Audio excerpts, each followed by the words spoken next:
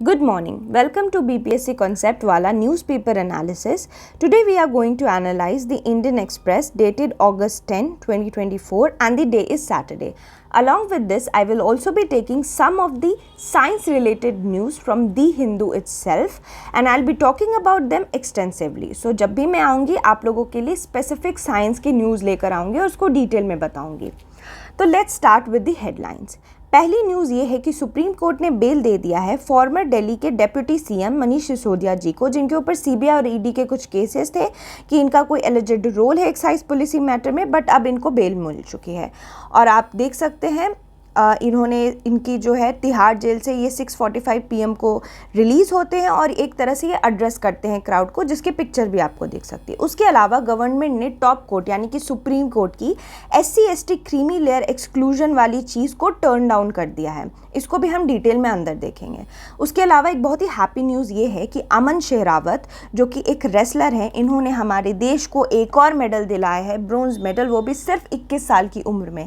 ये एक ऑर्फन है. इनको इस बात का खेद है कि ये अब भी इनके पेरेंट्स इनको एक रेसलर बनते नहीं देख पाए, but nonetheless we are very proud of him. India is very proud of him and we also know कि जहाँ भी इनके पेरेंट्स होंगे वो भी बहुत प्राउड होंगे. तो अब हमारा मेडल टैली पेरिस ओलंपिक में 6 हो चुका है. This was a very happy news and a very proud news Indeed. उसके अलावा आपको पता ही होगा कि जम्मू कश्मीर में इलेक्शन और इलेक्टेड रिप्रेजेंटेटिव्स की बहुत बात की जा रही है और बहुत टाइम से ये वाली चीज़ आगे बढ़ती जा रही है. अब हमारे chief election commissioner Rajiv Kumar ji ने भी कह दिया है कि जल्द से जल्द टाइम आ चुका है जम्मू कश्मीर को कि उनकी एक इलेक्टेड गवर्नमेंट मिले. तो that was all about the headlines. Let's go and look into the news in details. First news that was in on the front page as well, वो था कि गवर्नमेंट ने टर्न डाउन कर दिया है supreme court की call को. तो आपको पता ही होगा 1 अगस्त को 7 बेंच की कॉन्स्टिट्यूशनल बेंच ने एक बहुत ही लैंडमार्क जजमेंट पास किए करते हैं वो लोग 6-1 की मेजॉरिटी से. इसमें ये लोग कहते हैं कि SC/ST एक सोशली होमोजेनस क्लास नहीं है और इसमें भी सब क्लासिफिकेशन हो सकती है मॉनिटरी इकोनॉमिकल क्राइटेरिया के बेसिस पे, और इसको क्रीमी लेयर की डिवीज़न यहाँ भी की जा सकती है जो कि OBC में होती आ रही है. अब क्या होता है कि इस जो जजमेंट है उसके बाद जो हमारी कैबिनेट है वो मीटिंग बैठाती है और बैठाकर ये लोग बात करते हैं और ये लोग कहते हैं कि ऐसा कोई भी प्रोविज़न हमारे कॉन्स्टिट्यूशन में नहीं है जो BR अम्बेडकर जी ने दिया है, यानी कि क्रीमी लेयर का डिवीज़न नहीं हो सकता, पॉसिबल नहीं है. तो अब इस पर जो भी अपडेट होगी विल हैव अ वॉच, हम देखेंगे कि क्या है. नेक्स्ट न्यूज़ ये है कि अभी आपको पता ही होगा कि हमारी 18th लोकसभा की वजह से सारे राज्यसभा और लोकसभा ये सारे सेशन में हैं. और अभी ये देखा गया है कि जो चेयरमैन हैं राज्यसभा के जगदीप धाकड़ जी, उनकी और जो अपोजिशन ब्लॉक है जिसको इंडिया ब्लॉक बोल रहे हैं, इनके बीच में एक वर्बल स्पैट हो चुका है, यानी बाताबाती हो गई है. और इसके बाद जगदीप धाकड़ जी ने अर्जर्न साइन डाई कर दिया. अब ये होता क्या अर्जर्न साइन डाई, ये बहुत इंपॉर्टेंट है आपके लिए, ये आपके एग्जाम्स के लिए भी बहुत इंपॉर्टेंट है. तो देखो अर्जर्न साइन डाई जो है वो करता कौन है, तो प्रिसाइडिंग ऑफिसर करता है. वो अगर राज्यसभा में है तो वो हमारे चेयरमैन होंगे और अगर लोकसभा में है तो स्पीकर होंगे. अर्जर्न साइन डाई में साइन डाई एक लैटिन वर्ड है, लैटिन वर्ड जिसका मीनिंग है विदाउट अ डे, बिना किसी नाम के. अब इसका मतलब क्या बैठता है कि जब किसी पार्लियामेंट की सिटिंग को डिसमिस कर दिया जाए और ये नहीं कहा जाए कि वापस वो कब बैठेंगे, अनस्पेसिफाइड पीरियड के लिए, कि वापस कब असेंबली होगी, रीअसेंबली होगी, जब ये नहीं बताया जाए तो that is adjournment sine die. यहाँ साइन डाई में विदाउट अ डे का मतलब है अनस्पेसिफाइड पीरियड. तो ये वाली चीज़ हो जाती है. इसके बाद क्या होता है, ये सारे के सारे बहुत ही फ्रस्ट्रेट हो जाते हैं ऑपोजिशन के लोग और ये लोग क्या कोशिश करते हैं कि रिमूव कर दें चेयरमैन जगदीप धाकड़ को. और अराउंड 80 MPs जो हैं वो इस वजह से क्या करते हैं, लीडर क्लेम भी करते कि वो साइन कर देते एक नोटिस, लेकिन उनको पता है ये इतने नंबर इनफ नहीं है जगदीप धाकड़ जी को रिमूव करने के लिए. तो इससे बात आ जाती है कि रिमूवल कैसे होता है किसी राज्यसभा के चेयरमैन का. तो रिमूवल की process according to article 67 clause B, जो कि आप देख सकते हैं यहाँ भी, जो कॉन्स्टिट्यूशन में कहा जाता है कि वाइस प्रेसिडेंट को तब रिमूव किया जा सकता है उनके ऑफिस में जब काउंसिल ऑफ स्टेट जो है वो पास करते हैं पास करते एक रेजोल्यूशन जिसमें जितने लोग वहाँ पे बैठे हुए हैं by majority of all the then members present in the council, और अग्री हो जाए वो लोगों के पीपल, वहाँ जो लोग हैं वो अग्री कर लें और वहाँ जो बैठे हैं, और 14 दिन का नोटिस देना बहुत ज़रूरी है। अगर 14 दिन की नोटिस नहीं मिली तो ये पॉसिबल नहीं। तो 14 डेज़ के नोटिस के साथ जब ये सारे रेजोल्यूशन पास कर देते हैं तो रिमूवल हो जाता है, लेकिन ये रिमूवल सिर्फ राज्यसभा में हो सकता है। तो जब हम पढ़ते हैं न्यूज़ में कि राज्यसभा की स्पेसिफिक पावर्स कौन सी हैं जो लोकसभा नहीं कर सकता, उनमें एक ये भी है, that is removal of vice president, that happens only in Rajya Sabha. तो ये एक आर्टिकल है जो 67 क्लॉज बी ये बात करता है। अब आप लोग मुझे बताएंगे, अगर ये रेजोल्यूशन पास होता है by majority of all the then members present, तो ये कौन से टाइप ऑफ मेजॉरिटी होगी, स्पेशल, इफेक्टिव, नॉर्मल, सिंपल, कौन सी? ये टाइप आप मुझे कमेंट सेक्शन में बताएंगे, ठीक है।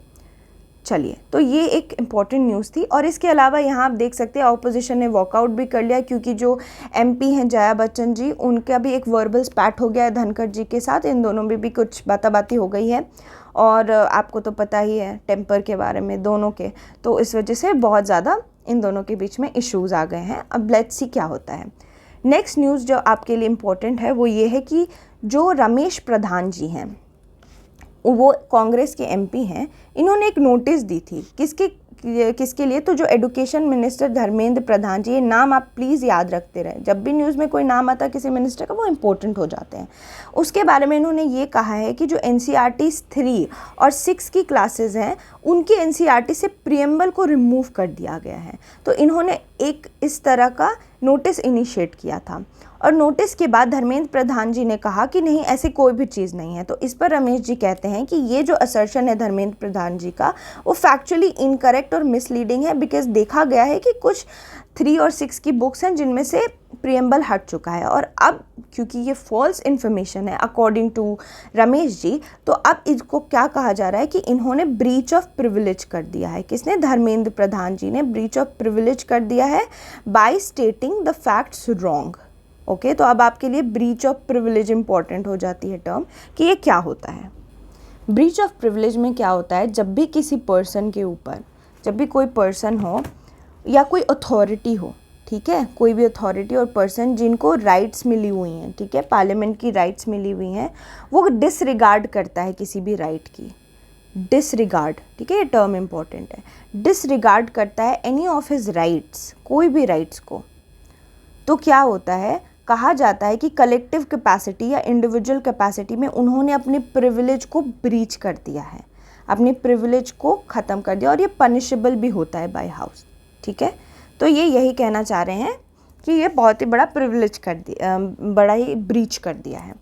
उसके अलावा दूसरी न्यूज़ ये निकल के आती कि लोकसभा में 136% प्रोडक्टिविटी देखी गई और राज्यसभा में 118 प्लस प्रोडक्टिविटी देखी गई। इसका क्या मतलब है, जो पहला बजट सेशन था 18 का, इसमें सारे लोग 22 जुलाई को होता है, इसमें 15 सिटिंग्स देखी जाती हैं, और इसके अंदर 115 आवर्स, लोकसभा की बात की जा रही है, 115 आवर्स होते हैं, जिसमें 27 आवर में डिस्कशन होता है बजट का, जिससे जो प्रोडक्टिविटी यानी कि जो बात हुई, डिबेट, डिस्कशन हुआ, वो 136% हो जाता है। और वही अगर राज्यसभा की बात की जाए तो वो अराउंड 118% हो जाता है। तो ये तो चलिए आपके लिए इंपॉर्टेंट है जाना कि बहुत अच्छी प्रोडक्टिविटी रही, लेकिन इंपॉर्टेंट ये चीज़ है कि लोकसभा में अभी तक 12 बिल इंट्रोड्यूस हुए थे इस बारी, और उस 12 में से 4 बिल पास होते हैं। ये चारों बिल के नाम यहाँ दिए हुए हैं, बहुत इंपॉर्टेंट। एक तो फाइनेंस बिल 2024, दूसरा अप्रोप्रिएशन बिल 2024, उसके अलावा Jammu Kashmir appropriation bill 2024, and finally the भारतीय वायुयान विधेयक 2024। ये चारों जो बिल्स पास हुए हैं, इनके नाम आप लोगों को याद रखने बहुत ज़रूरी हैं, ठीक है। चलिए, और इसके बारे में प्लीज़ आप लोग थोड़ा रीड भी कर लें, स्पेशली ये जो भारतीय वायुयान विधेयक 2024 है। इनफैक्ट आप लोग कमेंट सेक्शन में थोड़ा सा ब्रीफ में बताएं, ये भारतीय वायुयान विधेयक बिल जो पास हुआ है, इसमें बेसिकली एजेंडा क्या था, एजेंडा नहीं मैं कहूँगी, चलो एक अच्छा वर्ड यूज़ करते हैं, इसमें बेसिकली एम क्या थी इस बिल की, ठीक है। आप लोग मुझे बताएंगे कि क्या हुई थी, ये बिल क्यों पास होता है, एंड प्लीज़ बी ब्रीफ, तो अच्छा रहता है, मुझे भी रीड करके काफ़ी अच्छा लगता है, आप लोग रिस्पॉन्ड करते हो। Next important news that is science related news, जिसके लिए मैं आज आप लोगों को डिटेल में बताऊंगी, और जब भी मेरी क्लास आएगी न्यूज़ एनालिसिस की, मैं आप लोगों को साइंस के टॉपिक्स तो ज़रूर लेकर आऊँगी। तो सबसे इंपॉर्टेंट न्यूज़ द हिंदू में देखा गया, that was about DNA profiling. और अगर किसी की क्राइम जो है वो डीएनए प्रोफाइलिंग के बाद आप क्या प्रूफ कर सकते हो कि नहीं। तो होता क्या है, रिसेंटली मद्रास हाई कोर्ट क्या करता है, एक आदमी जिसको ना रेप और पॉक्सो के केस में अंदर कर दिया गया था और जो जेल चले गए थे, उनके बारे में उनकी जब डीएनए प्रोफाइलिंग होती है तो मैच होता है कि जो विक्टिम की जो बेबी थी, और जो डीएनए टेस्ट होता है विक्टिम के बॉडी और उनके बॉडी से, और पैटर्निटी चेक की जाती है उस बेबी की, तो देखा जाता है कि हाँ जो मैन के ऊपर केस है वो एक्चुअल में फादर थे।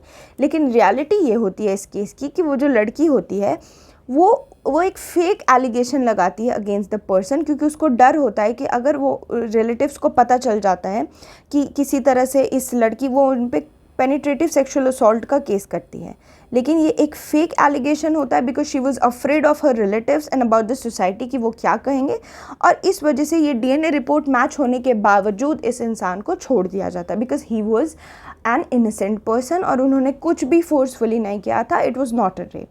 तो अब इससे एक बात निकल के आ जाती है कि डीएनए प्रोफाइलिंग क्या है, क्यों है, एंड कितनी हद तक इसको लिया जा सकता है जब हम किसी केस या फिर किसी जजमेंट की बात करें। तो first let's talk about DNA. तो जैसे डीएनए वर्क कैसे करता है, आपको पता होगा डीएनए का फुल फॉर्म होता है डीऑक्सी राइबो न्यूक्लिक एसिड।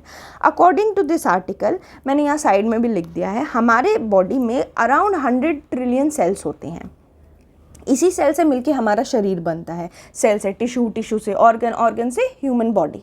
इस तरह का हमारा बॉडी प्लान है। तो जो 100 ट्रिलियन सेल्स होती हैं उनके अंदर न्यूक्लियस होता है। न्यूक्लियस जो होता है उसको, जैसे हमारे दिमाग में ब्रेन है, सॉरी हमारे शरीर में ब्रेन है जो सब कुछ मैनेज करता है, वैसे ही सेल्स का ब्रेन हो गया न्यूक्लियस। इस न्यूक्लियस के अंदर होता है डीएनए, जो कि क्या है, एक जेनेटिक मटेरियल है जो एक जनरेशन से दूसरे जनरेशन, माँ बाप से बच्चों तक जाता है। ये जो डीएनए होता है वो आपका होता है न्यूक्लियस में इन अ सुपर कॉइल्ड फॉर्म, ठीक है। और सुपर कॉइल्ड फॉर्म में होता है, ये ऐसा दिखता है, जैसे मैंने आपको ये फिगर बनाई, कॉइल्ड फॉर्म में होता है। और ये जो है क्रोमोसोम्स जो होते हैं, 23 पेयर ऑफ क्रोमोसोम्स जो होते हैं, 23 पेयर ऑफ क्रोमोसोम, ये हमारी बॉडी में होते हैं और इसी के अंदर ये डीएनए होता है। ये क्रोमोसोम जो है ये पास करता है from father mother to the baby. अब क्या होता है, 23 क्रोमोसोम, पेयर है तो मतलब दो पार्ट में है, तभी तो 23 जो है वो माँ से आता है और 23 जो है वो पिताजी से आता है। ये साइन फीमेल के लिए होता है और ये वाला साइन मेल के लिए होता है बायोलॉजी में। तो ये 23 जो है वो माँ से आता है क्रोमोसोम का और 23 आते हैं पिता से, इसलिए 23 पेयर्स होते हैं क्रोमोसोम के। और ये जो है वो सारे ऑर्गेनिज्म में जाते हैं। जब अगर हम डीएनए की अब बात करें डिटेल में, तो डीएनए बना किससे होता है, तो डीएनए में होते हैं 4 बेस, ठीक है। इन 4 बेसेस के अंदर जो होती है वो एक सीक्वेंस होती है, 4 बेसिस की सीक्वेंस। और इस सीक्वेंस के अंदर इन्फॉर्मेशन होता है कि आपका शरीर कैसा दिखेगा, आपके पैर कैसे दिखेंगे, आंखें कैसे दिखेंगी, शरीर का कलर कैसा होगा, ये क्या है, ये सारी इन्फॉर्मेशन ही मिली है। बेसिकली प्रोग्रामिंग, कंप्यूटर प्रोग्रामिंग की तरह सोचो कि किसी ने कंप्यूटर पे प्रोग्राम कर दिया है और वो हमारे ये बेसिस के अंदर, वो बेसिस प्रोग्रामिंग है। ये जो 4 बेसिस होती हैं वो होती है एडेनिन, गुआनिन, थाइमिन और साइटोसिन। इसके अलावा ये सब डीएनए इससे मिलके बना है, मैं कॉम्पोजिशन बता रही हूँ डीएनए का। उसके अलावा डीएनए में होता है शुगर फॉस्फेट बैकबोन, ये है आपका शुगर फॉस्फेट बैकबोन, और ये है बेसिस। ये बेसिस 4 होती हैं, एडेनिन, थाइमिन, गुआनिन, साइटोसिन, और इन बेसिस के अंदर ही सीक्वेंसेस होते हैं जो बताते हैं कि क्या करना है, आपको इन्फॉर्मेशन पास करते हैं। अब ये डीएनए सीक्वेंस हर बॉडी के सेल में होता है, आप यहाँ पे देख सकते हैं हर बॉडी के सेल में होता है। इसलिए जब भी स्पेसिमेन लिया जाता है किसी क्राइम केस पे, तो सलाइवा से लिया जाता है, सीमन से लिया जाता है, विजाइनल फ्लूइड से, ब्लड से, टीथ, सबसे। लेकिन क्या होता है, जो क्वालिटी डीएनए की होती है ब्लड और सलाइवा में, वो ज़्यादा अच्छी होती है, ठीक है। अगर आप दांत और बालों के रूट से लें, उससे बेटर होता है सलाइवा या सीमेन से लें, इसलिए प्रेफरेबली सलाइवा या सीमेन लिया जाता है। बट जब मच्योर आरबीसी की बात करते हैं हम, मच्योर आरबीसी जो हमारे, देखो हमारे ब्लड जो है वो 3 पार्ट से बना होता है ना, मैंने आप लोगों ने पढ़ा ही होगा, आरबीसी, डब्ल्यूबीसी और प्लेटलेट्स, ठीक है। तो जिसमें आरबीसी होता है रेड ब्लड सेल, जिसकी वजह से हमारा खून लाल दिखता है, उसके अंदर ना न्यूक्लियस ही नहीं होती है। तो अब जब न्यूक्लियस नहीं है तो डीएनए भी नहीं होगा, तो बस मैच्योर आरबीसी को आप हटा दो। उसके अलावा अगर ब्लड में दूसरे भी तो कंपोनेंट्स हैं, उनको निकालोगे तो आपको पता चल जाएगा डीएनए क्या है। डीएनए का हम सैंपल ले रहे हैं, लेकिन एक इम्पॉर्टेंट टर्म जो हिंदू ने बात करी थी वो थी टच डीएनए की। ठीक है, ये इंपॉर्टेंट टर्म यूज़ हो गया है, तो ये आपके एग्जाम में आ सकता है, बहुत इंपॉर्टेंट है as it is. Touch DNA क्या होता है? तो टच डीएनए वैसे डीएनए ऑब्जेक्ट होते हैं जो फिजिकल कांटेक्ट में छूट जाते हैं, हाथ मिलाने पे या किसी भी तरह के कांटेक्ट में जो पीछे रह जाते हैं ना, उसको टच डीएनए और ट्रेस डीएनए कहते हैं। एकदम माइन्यूट अमाउंट में होते हैं, इनकी क्वांटिटी बहुत कम होती है, और अगर आपको डीएनए प्रोफाइलिंग करना है, किसी को पकड़ना है केस में, तो ये बिल्कुल भी सही चीज़ नहीं है पकड़ने के लिए, बिकॉज ये उतना एक्यूरेट नहीं होता। आपके लिए बस ये टर्म याद रखना ज़रूरी है, टच डीएनए। उसके अलावा जो ये प्रोसेस होती है डीएनए प्रोफाइलिंग, इसमें कलेक्शन किया जाता है डीएनए का, इसको पैकेज किया जाता है, स्टोर किया जाता है और ट्रांसपोर्ट किया जाता है इस सैंपल को। फिर अलग अलग टेक्निक्स होती हैं जो इसकी सैम्पलिंग करके इंडिविजुअल के बारे में पता लगाती है। तो अब ये कौन सी टेक्निक है ये डीएनए प्रोफाइल की जो क्रिमिनोलॉजी में यूज़ होती है?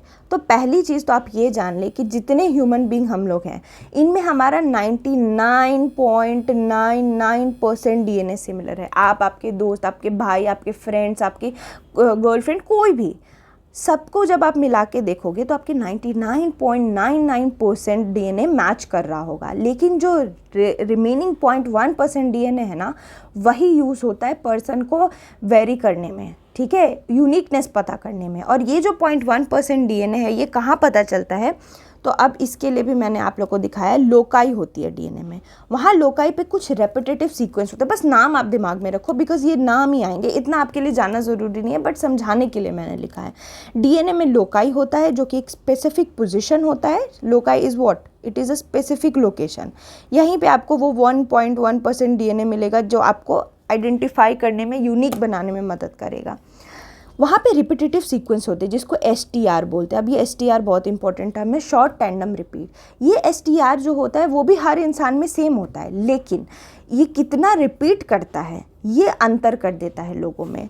The number of times that it repeats may very, और यही जो टाइम रिपीटेशन का होता है इससे वेरिएशन आती है। ये वेरिएशन ये वेरिएशन अलील्स कहलाती है। और अलील्स जो है वो मदर और फादर में अलग अलग होते हैं, और ये अलील मदर फादर की देखकर अल्टीमेटली प्रोफाइल बनाई जाती है और बताया जाता है अच्छा ये पर्सन ये है वो है। इसके अलावा एक और चीज़ जो इस आर्टिकल में दी हुई थी कि जो STR Y क्रोमोसोम पे होता है ना, या जो STR Y क्रोमोसोम पे होता है वो सेक्सुअल असॉल्ट की केसेस में पता करने पे, क्योंकि Y क्रोमोसोम आपको पता है किस में होता है? मेल में। Y क्रोमोसोम सिर्फ मेल में पाया जाता है, इसलिए अगर किसी मेल को पकड़ना है या किसी मेल के बारे में पता करना है तो वो STR Y के वजह से ही पता चलता है सेक्सुअल असॉल्ट की केसेस में। तो ये तो पूरा प्रोसेस हो गया। अब हम थोड़ा ये जानें कि ये जो डीएनए प्रोफाइल है कितना कंक्लूसिव है। कंक्लूसिव का मतलब ये हुआ कि जब किसी ऊपर केस हुआ है तो ये कितना कारगर साबित होता है कि आप एक डीएनए प्रोफाइल से बोल सकते हो कि हाँ भाई यही क्रिमिनल है, कि नहीं आपको लगता है कि ये नहीं कह सकते। तो इसके बारे में बहुत सारे थैंकफुली हमारे पास केसेस हैं supreme court and high court के, जिस वजह से ये पता चलता है कि क्या ये रेलेवेंट है कि नहीं। तो पहला मद्रास हाई कोर्ट ने कहा कि जब भी डीएनए प्रोफाइलिंग होती है ना तो वहाँ पे 3 आउटकम्स आते हैं। पहला, या तो पूरा मैच कर जाता है वो बंदे का डीएनए और सैंपल का डीएनए। दूसरा क्या होता है, मैच करता है पर थोड़ी डिफरेंस हो जाती है, किसी और से भी मैच कर रहा होता है। और तीसरा होता है इनकंक्लूसिव, डेटा बिल्कुल ही मैच नहीं किया। तो जब भी डीएनए प्रोफाइलिंग होती है किसी क्रिमिनल केस में तो ये 3 आउटकम्स आते हैं। But that does not mean कि 3 आउटकम पे आप एकदम ही बोल सकते हो कि हाँ भाई ये इंसान गिल्टी है, जेल में डालो। There are other evidences that need to be seen as well. दूसरे एविडेंसेस देखने की भी ज़रूरत है।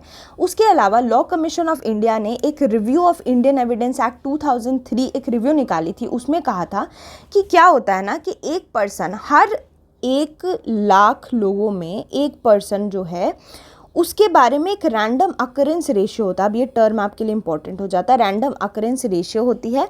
और ये रैंडम अकरेंस रेशियो एक डीएनए प्रोफाइल या फिंगरप्रिंट की तरह काम करता है। ये फिंगरप्रिंट जो है आप यूज़ कर सकते हो फॉर इन्वेस्टिगेशन पर्पसेस, लेकिन ये बहुत अच्छी सी लाइन दी हुई थी कि जो डीएनए है वो यूज़ हो सकता है for investigation purposes but not raising any presumption of the identity in the court of law. Investigation में कह सकते हैं कि हाँ भाई ये यूनिक फिंगरप्रिंट इसकी है, बट ये प्रिज्यूम नहीं कर सके that this person is guilty only. उसके अलावा एक और जजमेंट है पट्टू राजन वर्सेस स्टेट ऑफ तमिलनाडु 2019। इस जजमेंट के दौरान ये कहा गया था कि जो एब्सेंस ऑफ डीएनए एविडेंस है ये ज़रूर बता सकता है कि कोई इंसान इसमें रोल प्ले कर रहा है या नहीं कर रहा है, but this is not a reliable evidence in the favour on records in favour of such party. यानी सिर्फ इसके बेसिस पे हम नहीं कह सकते कि कोई इंसान गिल्टी है या नहीं है। There are other evidence that need to be seen as well. तो ये पूरी चीज़ थी डीएनए प्रोफाइलिंग की। यहाँ पे आपको जो जो काम की चीज़ थी, जैसे कि touch DNA, STR, random occurrence ratio, ये सारे टर्म जो है ना, यही आपके लिए इम्पोर्टेंट हो जाते हैं एग्ज़ाम में। बाकी मैंने आपको समझा दिया है because it's my duty to make you guys understand about the science. चलिए नेक्स्ट देखते हैं। सेरेमिक के बारे में एक आर्टिकल आई थी कि सेरेमिक होता क्या है। तो हिस्टोरिकल टाइम से आर्कियोलॉजिस्ट देखते आ रहे हैं कि ह्यूमन सेरेमिक्स यूज़ कर रहे थे। सेरेमिक होता क्या है? तो ये एक नॉन मेटालिक इनऑर्गेनिक मटेरियल है जो कि बहुत ही हाई टेम्परेचर पे बनता है। ठीक है, बहुत ही हाई टेम्परेचर पे बनता है और हाई टेम्परेचर पे होने की वजह से इसके पास बहुत सारी कैपेसिटी होती है कि बहुत ही गर्म और एसिडिक इन्वायरमेंट को झेल सकता है। इनफैक्ट केमिकल इरोजन को भी झेल सकता है। ये कोई केमिकल डाल दो वो भी झेल लेगा। लेकिन इनके बारे में ये एक छोटी सी प्रॉब्लम है कि ये जो होते हैं वो ब्रिटल होते हैं, यानी कि तुरंत से टूट सकते हैं, ये स्ट्रेस नहीं ले सकते हैं। लेकिन जस्ट बिकॉज इनकी इतनी अच्छी कैपेसिटी है गर्म और एसिडिक इन्वायरमेंट को विथस्टैंड करने की, इस वजह से सिरेमिक्स को यूज़ करते हैं लोग। अब यहाँ आपके लिए इंपॉर्टेंट है इसके यूजेस, क्योंकि आ चुका है न्यूज़ में। तो हम क्या देखेंगे? हम ये नहीं देखेंगे कैसे बनता है क्या नहीं बनता, हम देखेंगे कहाँ कहाँ यूज़ होता है। तो ये जो है साइंस जो है वो स्टडी ऑफ सिरेमिक्स को जो है वो स्टडी ऑफ सिरेमिक्स को बोलते हैं, माइक्रोस्कोपिक स्टडी को सिरेमोग्राफी। तो ये टर्म आपके लिए इंपॉर्टेंट हो जाता है। कौन सा? सिरेमोग्राफी। सिरेमोग्राफी याद रखेंगे। उसके अलावा इसके यूजेस याद रखेंगे। कौन से यूज़ हैं? तो ये माइक्रोवेव फर्नेस में यूज़ होता है, एब्रेसिव्स में यूज़ होता है। इसके अलावा जो सेमीकंडक्टर बनते हैं, न्यूक्लियर फ्यूल, फायर एयरक्राफ्ट के विंडो, टोमोग्राफिक स्कैनर्स, इन सब में इनका यूज़ होता है। इनफैक्ट जो स्पेस शटल्स होते हैं ना, जो कि बहुत ऐसे हीट देखते हैं, तो साइंटिस्ट स्पेस शटल्स में भी सिरेमिक डालते हैं। तो इसके वजह से आपको ये जान के बहुत हैरानी होगी कि जो 1987 के फिज़िक्स नोबेल प्राइज़ था वो साइंटिस्ट को तभी मिला था जब इन्होंने ये हाई टेम्परेचर की सुपर कंडक्टिविटी सिरेमिक मटेरियल में आइडेंटिफाई करी थी। तो that's why it becomes important. Next news is that external affairs minister जो हैं हमारे मिस्टर एस जयशंकर जी, वो मालदीव्स गए हैं और वहाँ पे वो जो हैं वो नेबरहुड फर्स्ट पॉलिसी, आपको पता होगी हम लोग की विजन सागर के अंदर आता है, प्लस हम लोग के कमिटमेंट है ग्लोबल साउथ को लेकर। इसके तहत वो मालदीव्स गए हैं, वहाँ पे वो मिले हैं लोगों से और उन्होंने ये भी बोला है कि वो फ्रूटफुल इंगेजमेंट की तरफ ध्यान दे रहे हैं। वो कोशिश करें कि इस मीटिंग से कुछ बहुत फ्रूटफुल निकल के आए। इसके अलावा उन्होंने ये भी कहा कि हम एक बहुत ही क्लोज रिलेशनशिप, हिस्ट्री और किनशिप जो है शेयर करते हैं मालदीव से। अब इस वजह से मालदीव्स आ जाता है प्लेसेस इन न्यूज़ में। कुछ चीज़ें मालदीव्स के बारे में ये आपको पता चल जानी चाहिए कि मालदीव्स एक लो लाइंग आइलैंड है। कौन से ओशन में? तो इंडियन ओशन में। अराउंड 1200 आइलैंड से मिलकर बना है। कौन से आइलैंड? तो coral islands. Coral islands around 1200 मिला के मालदीव्स बना है। बहुत ही खूबसूरत सी कंट्री है। इसका कैपिटल माले है। बट आप कमेंट सेक्शन में बताएंगे कि मालदीव्स के लोग कौन कौन सी लैंग्वेजेस बोलते हैं, प्लीज़ आप लोग कमेंट में मेंशन करें। उसके अलावा आप ये भी बताएं कि मैंने आपको बोला ये कोरल आइलैंड है, बट कोरल आइलैंड्स के ना टाइप होते हैं।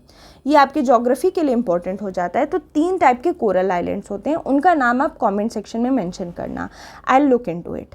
तो ये बेसिकली क्योंकि ये यहाँ पे गए हैं तो ये न्यूज़ में इंपॉर्टेंट हो जाता है। Maldives is a very beautiful country, but जब से वहाँ के न्यू प्रेसिडेंट आए हैं जिनका नाम है मुइज़ू, उनके आने की वजह से इधर रिलेशनशिप्स थोड़े से स्ट्रेन हुए हैं, सीवियर स्ट्रेन में आ गए हैं, क्योंकि उनकी थोड़ी प्रो चाइना लीनिंग्स है। लेकिन अब वापस से वर्क किया जा रहा है इस रिलेशनशिप पे, एंड वी आर होपिंग कि एक बेटर आउटकम हो। अब यहाँ पे आप इमेज में देख सकते हो, यहाँ पे है मालदीव्स। कितने सारे आइलैंड्स का, मैंने बोला ना अराउंड 1200 आइलैंड का चेन है ये, और ये बहुत ही, और यहीं पास में लक्षद्वीप भी है, आप देख सकते हैं लक्षद्वीप और मालदीव। अच्छा, एक और चीज़ आप कमेंट सेक्शन में बताएंगे। लक्षद्वीप और मालदीव के बीच में एक लाइन पास करती है, ठीक है, लाइन पास करती है, उसका ना एक नाम है। आप मुझे उस लाइन का नाम, नंबर जो भी है आप मुझे बताएंगे कमेंट सेक्शन में। Very very important thing that I am asking you, ये आप बताएंगे, आपके लिए भी इंपॉर्टेंट रहेगा ये। प्लीज़ आप मुझे कमेंट सेक्शन में बताएं कि what is the line that separates Lakshadweep from Maldives. Okay, और ये आप देख सकते हो यहाँ ऊपर लक्षद्वीप है, नीचे मालदीव्स है, उसके नीचे चागोस आर्किपेलागो है जो कि ब्रिटिश टेरिटरी के अंदर आता है, एंड देन ये इंडियन ओशन में वो आप देख ही सकते हैं। तो that is these are some important things. और यहाँ भी आप देख सकते हो, इस यहाँ पे इंडियन ओशन है और यहाँ पे अपना इंडिया है और यहाँ आ जाता है मालदीव्स, राइट। तो ये इंडियन ओशन में लाई करता है। So that's all for today's news analysis. I hope आपको साइंस वाले पार्ट अच्छे लगे होंगे, एंड मेरा यही रोल है कि जब भी मैं आऊँ आप लोगों को साइंस के टॉपिक बनाऊँ, एंड अपार्ट फ्रॉम दैट बाकी जो भी न्यूज़ है उसको भी हमने एक्सटेंसिवली कवर किया है। आप लोग कॉमेंट सेक्शन में सारे क्वेश्चंस के आंसर दें, and keep reading. I'll meet you in the next session. Thank you.